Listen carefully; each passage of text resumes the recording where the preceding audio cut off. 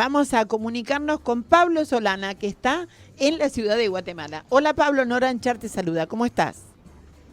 Hola Nora, ¿cómo estás? Un gusto saludarles. ¿Qué tal Pablo? ¿Cómo son esos festejos? Contanos un poquito el clima que se vive en Guatemala.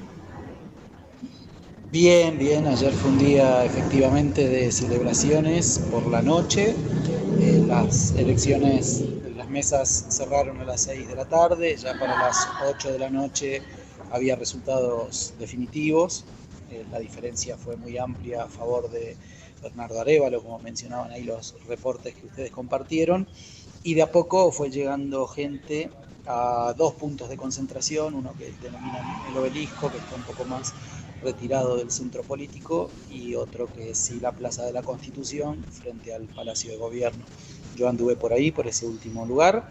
Eh, Era muy interesante ver la gente, obviamente no es la masividad a la que podemos estar acostumbrados de las grandes movilizaciones en Argentina, por un lado porque el movimiento popular, el movimiento político aquí no tiene esa dimensión, esa masividad, y por otro lado, como el propio Arévalo mencionó en su discurso de la victoria ayer, aquí ese tipo de convocatorias se hacen por algún partido deportivo, por el fútbol, pero no por la política, así que fue bastante inédito también que se autoconvocara la gente con las banderas de Guatemala, centralmente, prácticamente ninguna bandera partidaria, y con bocinas, cornetas y pocos cánticos elaborados, con una muestra de espontaneidad, pero sí a festejar, sí a manifestar la alegría del triunfo.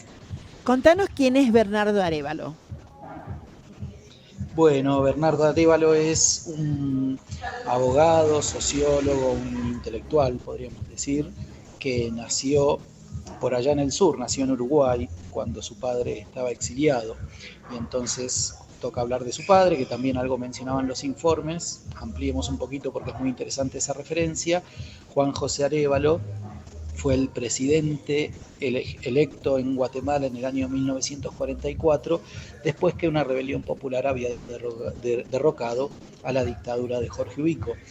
Eh, yo uso mucho el paralelo con Argentina para explicar eso porque coincide casi de manera calcada el periodo en el que Perón emerge en Argentina en el 45, Sí. Arévalo inicia su presidencia en ese mismo año, y los 10 años que se extienden a partir de ahí, que aquí llaman la Revolución del 44, abarcan la primera presidencia de Arévalo y una segunda presidencia de Jacobo Arbenz, que lo sucedió, que hizo un gobierno al igual que Arévalo, de corte nacionalista, popular, antiimperialista, y que quedó recordado de mejor forma que Arévalo, porque Arbenz padeció un golpe sanguinario directamente orientado por la intervención de la CIA norteamericana, financiado por los intereses de la United Fruit Company, y bueno, quedó graficado como el modelo de intervencionismo norteamericano en Centroamérica. A partir de ese entonces, Guatemala no volvió a tener la posibilidad de un gobierno, ya no digo transformador, ni siquiera democrático. eh, Padecieron persecución y represiones como en toda América Latina. También aquí, al igual que en otros países de Centroamérica, se dio una lucha revolucionaria intensa en los años, desde fines de los 60 hasta entrados los años 80. La derrota de esos movimientos revolucionarios desencadenó un acuerdo de paz que consolidó un Estado oligárquico, conservador, donde las fuerzas tradicionalistas de la política, en alianza con los militares y el capital concentrado, definieron un modelo de sociedad altamente excluyente y con pocos espacios democráticos. Así que recién ahora, 70 y el año que viene serán 70 años del golpe contra Jacobo Arbenz, vuelve a haber un gobierno que puede ser considerado popular. Habrá que verlo andando, pero por lo menos en su programa y en la vocación de sus dirigentes, y sobre todo en cómo el pueblo lo leyó, lo interpretó, esa es la situación que justifica un poco tanta ilusión y tanta esperanza. La persona que estaba, digamos, la candidata frente a la que gana es, si no tengo mala la información que me están mandando amigos que están muy apasionados y muy contentos con el tema, era la hija de un genocida, ¿no? De Ríos Montt. Ella fue candidata en la primera vuelta electoral, pero no es quien pasó a la segunda No vuelta. pasó, en la primera no pasó la Ríos Montt. No, claro, Ah, exactamente. Quien disputó ahora la segunda vuelta electoral es Torres, ¿verdad? es exactamente, es una mujer muy identificada con los partidos tradicionales, con toda la burocracia y corrupción también. Ella ha estado procesada y un tiempo presa por un escándalo de corrupción, a pesar de ser ella una política de amplia trayectoria. Aquí se la suele referenciar como la esposa del expresidente Álvaro Colón, eh, pero bueno, más allá de la relación de familiaridad, de parentesco con el expresidente, ella es una mujer que ha tenido su carrera política en el marco de esa política que aquí es ampliamente repudiada, ¿no? Pablo, Hace presión. me dicen los mensajes que me hicieron llegar en el curso de la tarde, de la mañana de hoy, la tarde de ayer, me dicen que había una gran emoción entre todos quienes son sobrevivientes de lo que fue las masacres de los 80. Guatemala también tuvo desapariciones y torturas. Sí, sí, exactamente. Fue un proceso muy, muy sanguinario, sangriento y con poco viso después de reparación, ¿no? Aquí, como decía, las negociaciones de paz dejaron un Estado prácticamente en manos de esa oligarquía que financió el genocidio y de los propios militares que lo ejecutaron. Entonces, recién ahora las personas mayores de 50, 60, 70 años están viviendo como un alivio, como Claro. una posibilidad democrática, y son esos quienes más, hoy lo hablábamos con alguna gente más joven, que la reminiscencia del primer gobierno de Arévalo, de Juan José Arévalo, de aquella primavera democrática de 10 años que se abrieron con la revolución del 44, está en la memoria de la gente mayor, ¿no? Las Claro. juventudes tal vez votaron a un candidato honesto, que estaba por fuera de la lógica de la partidocracia y que les abría algunos espacios. Ese fue el movimiento. Eso te iba a preguntar, porque por lo que vengo leyendo, digo, no era tan, o sea, el partido era de la semilla, ¿verdad? ¿Se llama así? Movimiento Semilla, sí, así Movimiento se llama. Semilla. El Movimiento Semilla, o sea, levantaba mucha polvareda, pero nadie estaba tan seguro de que fuera un triunfo con esta contundencia, ¿verdad? Es como que fue un movimiento por lo bajo. Y la otra circunstancia es que efectivamente se abrazó gente joven, pero no necesariamente por la historia de Arévalo, ¿verdad? Exacto, ahí tanta polvareda en realidad no levantaba. A Claro, 2 o 3 semanas claro. antes de la primera vuelta estaba octavo. ¿Qué pasó Por ahí? eso. ¿Qué pasó? Pasó ¿Qué que pasó? pasaron un par de factores que son interesantes de contar, porque a la derecha, a los sectores tradicionales aquí del poder, se les fue de las manos una situación por lo siguiente. Ellos impugnaron una candidatura de una mujer indígena que expresaba un sector importante, combativo del campesinado, y no la dejaron presentarse a último momento porque veían que por ese lado podía venir la cosa. Claro. Entonces, en la primera vuelta electoral hubo un amplio ausentismo, hubo votos que a último momento buscaron reorientarse y no los contemplaban las encuestas, y eso hizo que haya sido Bernardo Arévalo, un hombre que, como mencionaba, no venía de la política tradicional, quien capitalizara parte de esos votos, y además que el alto ausentismo hiciera que con porcentajes bajos pudieran llegar a la segunda vuelta los dos candidatos, porque la Ah, maestra mira. Sandra Torres tuvo el 15% y Arévalo solo el 11%. O sea, con esos porcentajes tan bajos llegaron al balotaje.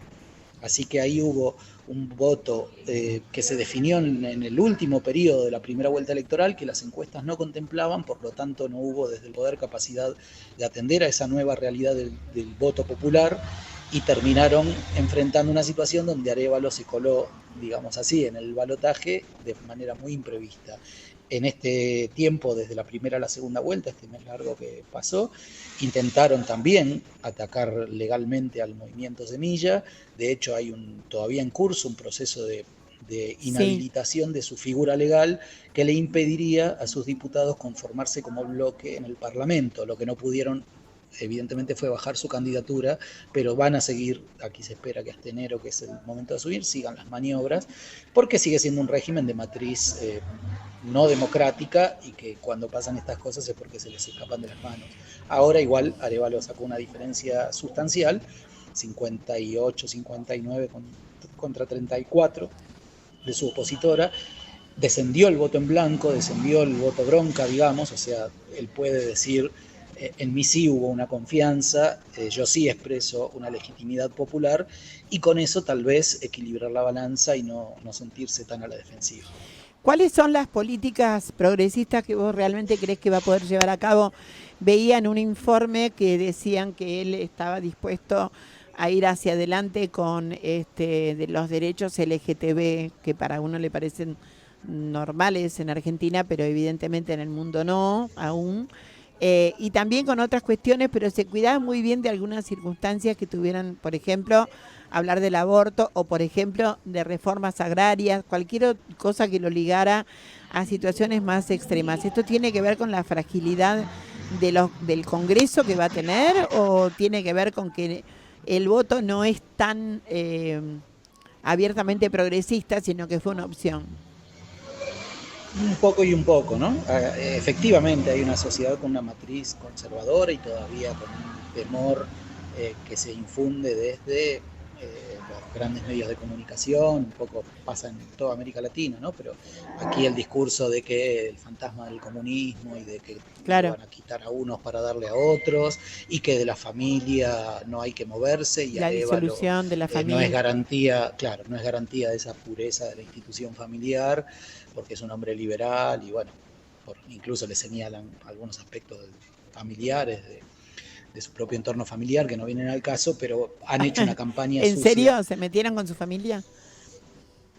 Sí, y no quisiera como hacerme eco de esas no nos hagamos campañas eco. sucias, No nos hagamos pero eco. sí, hay como un discurso conservador y muy ultramontano en algún punto, en el que evidentemente se está rompiendo ese temor, se está rompiendo ese prejuicio contra formas más progresistas de entender la sociedad, los derechos, etcétera, pero todavía él va a caminar con pie muy ¿Cómo está firme jugando la en esas iglesia modificaciones. guatemalteca?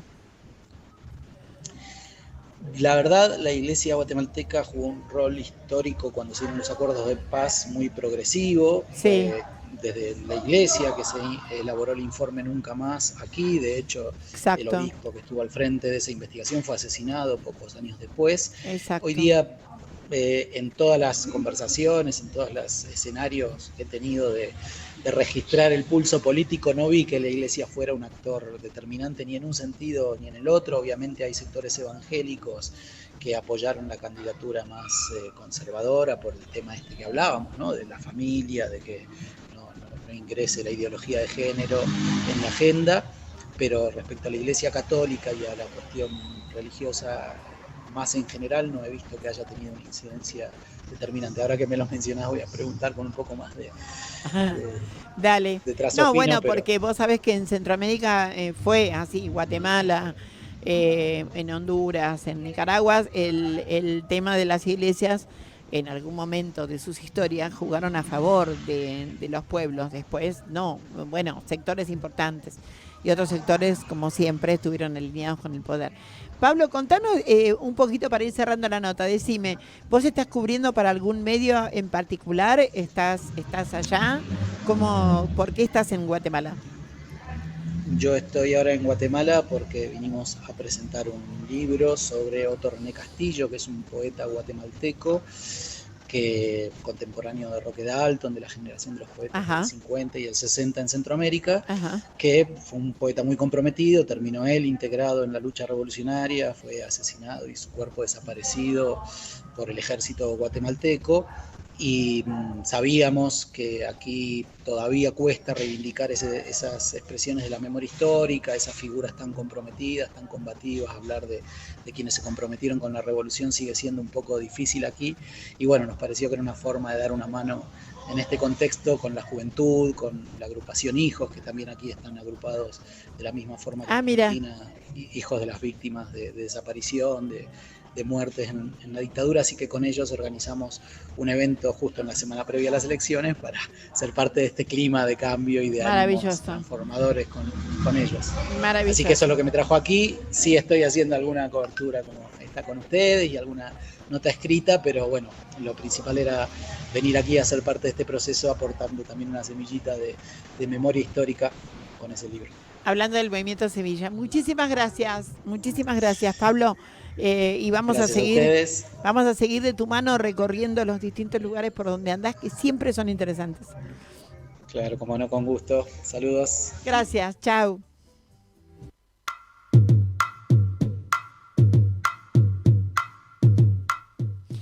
Les voy a contar una pastillita más. Cuando el Che Guevara no era el Che Guevara, sino Ernestito, y salió con la motocicleta a pegarse una vuelta por Latinoamérica y entonces descubrió lo que descubrió y la historia ya la conocen, pero llegó a Guatemala. Y cuando llegó a Guatemala se metió en una huelga de ferroviarios, de sindicalistas, una huelga ferroviaria y tomó contacto con los sindicalistas. Y el pibe Ernesto hasta ese momento, después de estar en este conflicto con su amigo del diario de la motocicleta y demás, se mete fuertemente y hace amistad con los sindicalistas guatemaltecos ferroviarios, que son los que le ponen che en Guatemala. Y a partir de ahí le empiezan a decir en casi todos los lugares de Guatemala donde estaba, ahí llega el che. Nada, era un rulito más para que vean cómo el presidente de Guatemala ahora nació en Uruguay y al Che Guevara le pusieron che los sindicalistas ferroviarios. Todo tiene que ver con todo en la columna vertebral. Te dejo con esta canción. Yo soy guatemalteco, no sin antes decir algo que me manda una querida amiga y dice: mis respetos al pueblo maya guatemalteco. Que viva el pueblo maya guatemalteco. Vamos todavía. Ojalá puedan llevar a cabo todo lo que se propone este señor Arévalo. Ahí va. Con las faldas